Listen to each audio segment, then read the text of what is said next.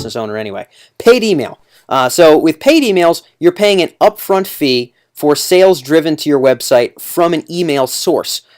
We pay large companies like Newsmax and other sort of online news aggregator companies to sponsor their messages with banners or a small sort of box of text, or to send out completely dedicated emails to their entire list. These can range from, let's say, 1,000 to 7,000 per individual email, and we've sort of paid the whole gambit.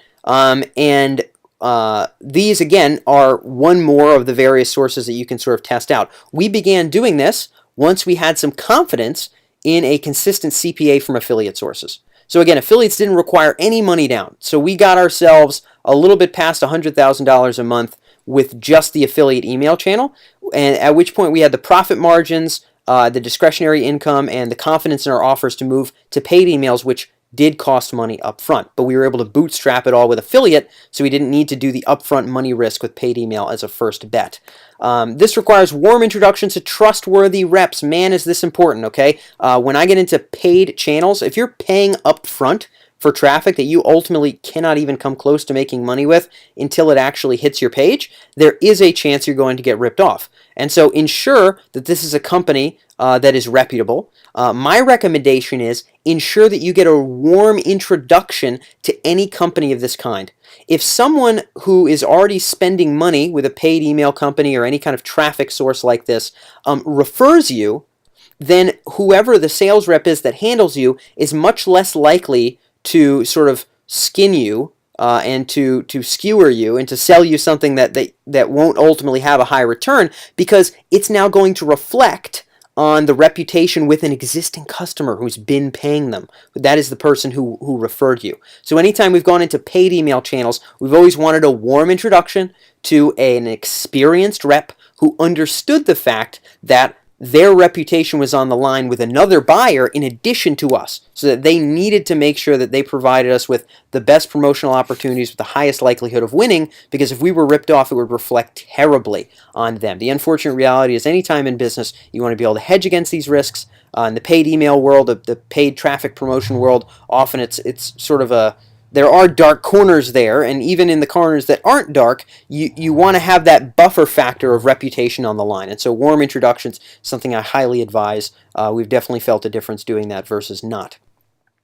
Similarly, this requires rigorous, smaller tests to determine a viable option. If you have an affiliate drop a lot of traffic and it doesn't convert, you don't feel that in your pocketbook. They do. And of course, you want to make good and make them happy. But if you spend a lot of money in paid email and you don't make anything back, that really is a horrible detriment to your profit and loss statement at the end of the month. So it's very important to test all sorts of different sponsorships and dedicated offers before throwing down the big bucks. Ensure that you have a viable ad that's meshing well with a viable offer that's converting to a degree to which you're confident in the CLV, you're confident in the conversion rate, you're confident in what you're paying for sale. If you drop a small amount of traffic and the price you're getting per sale is below the maximum CPA that you're willing to spend, the odds are that if you test a little bit more, so long as you get those longer term stats we talked about, you don't want to be driving sales that aren't going to stick around, but so long as you get those longer term stats, the odds are that's a better place to spend more money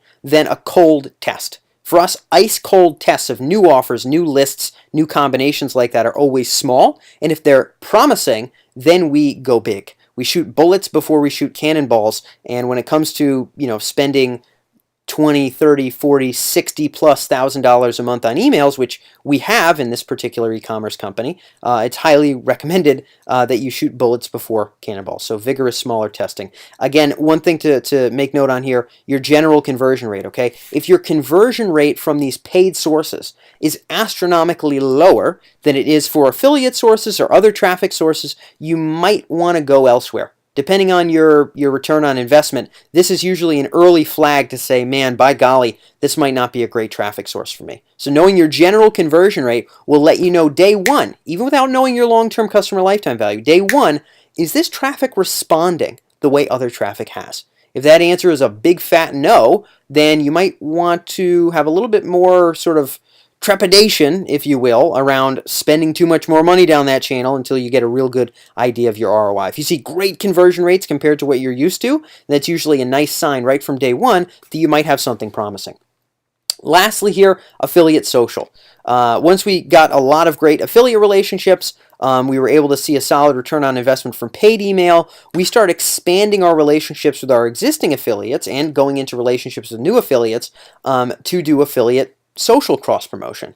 Early in our day, when we only had 400 Facebook fans, there wasn't exactly a great opportunity to do affiliate cross promotions. Now with tens of thousands of various followers on different social media platforms, we're able to do some damage for affiliates and tangibly sell their products and glean a positive return on investment for them. So what this requires, again, is affiliates having a responsive online following. You can't do this with affiliates that don't have a Facebook page, a YouTube channel, whatever channel you're working with. For us, primarily, we're doing Facebook on this side. And the numbers you'll need to know before you get into this are quite important. Number one, what is the ROI on your own social self-promotion? So when you promote a sales page, which is very difficult on Facebook, generally speaking, or an opt-in page of some kind, whether it be a webinar or whatever, here's what you need to understand. How many new leads can you generate there? A lot of time people are just looking at leads, but if these people are on your Facebook page, it's likely they might already be subscribers. Sometimes you can be getting 60, 70% opt-ins who are already in your system. Those are duplicates. So your real ROI is only your fresh folks. Oftentimes only your fresh folks, at least in terms of the real tangible additions to your business. And so it's very important to understand that, and it's important to sort of take that into consideration. So know your ROI. How many duplicates are you getting? How many leads can you generate from your existing social activity? Generally, social is driving to lead, not to sale. How many leads can you generate with your own social activity, factoring out duplicates? And once you have an idea on that, if you can promote yourself 4 times in a week and let's say get 30 leads, okay, or you can promote an affiliate 4 times in a given week, and when they promote for you, they can drive you 100 leads.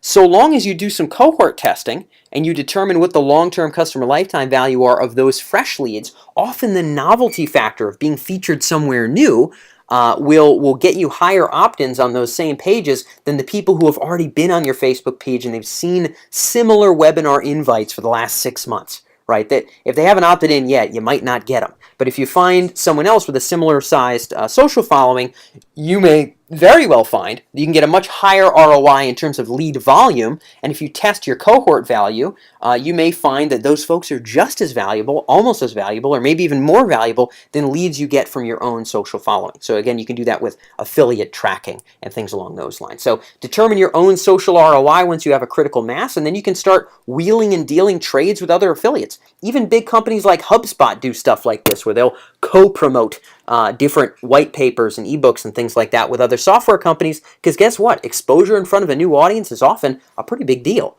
And you'll often get a higher response rate than you will from the folks who've seen similar opt-ins over and over, and who are probably, or have a good likelihood, of already being on your list. So these are the 3 primary traffic sources that we've used to grow our own multi-million-dollar e-commerce business. Hopefully this was helpful for everybody. If you like these videos, you're interested in driving traffic, conversion rates, and marketing automation, which is really what we do here at CLV Boost, make sure you subscribe down at the bottom right and follow us for additional videos. Otherwise, I hope you enjoyed this one, and I'll see you on the next CLV Boost tutorial.